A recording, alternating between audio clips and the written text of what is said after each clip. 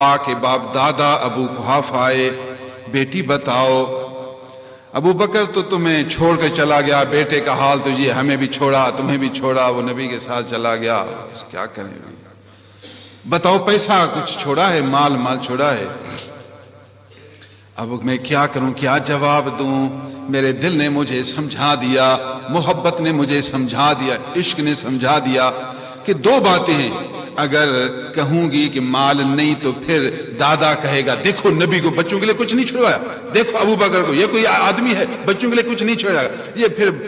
बातें बहुत करेगा, पूरे मक्के में शोर मचाएगा। मैं पसंद नहीं करती थी मेरे महबूब के शान में कोई बुरा लफ्ज बात करे या वालिद गिरामी की मोहब्बत के खिलाफ कोई बात करे। और दूसरी बात कि हम खुद होशियार थी, हमें भी रोटी कमाने का तरीका आता था, इतना हमारे पास था कि हम खुद कमा कर भी रोटी खाएं। मैं इस मुशरिक से लेना नहीं चाहती थी, अगर कहूंगी मेरे पास कुछ नहीं तो ये बड़ा है कहां से भी लेकर आएगा, नहीं चाहती थी कि मुशरिक के हाथ से मैं कुछ खाऊं, न मेरे महबूब पर कोई जरह आए, उनकी शान और मोहब्बत के खिलाफ कोई लफ्ज मैं सुनूं और न इसके हाथ से कुछ खाऊं। मैंने कहा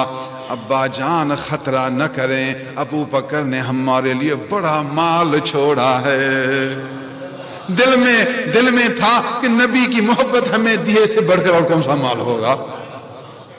वो समझ रहा था कि दुनिया का माल छोड़ा है और मैं दिल में सोच रही थी कि ईमान का माल छोड़ा है, मोहब्बत का माल छोड़ा है, दिल की वुसअत का माल छोड़ा है, सब्र का कमाल छोड़ा है, रज़ा बर कदर का कमाल छोड़ा है, खिदमत रसूलुल्लाह का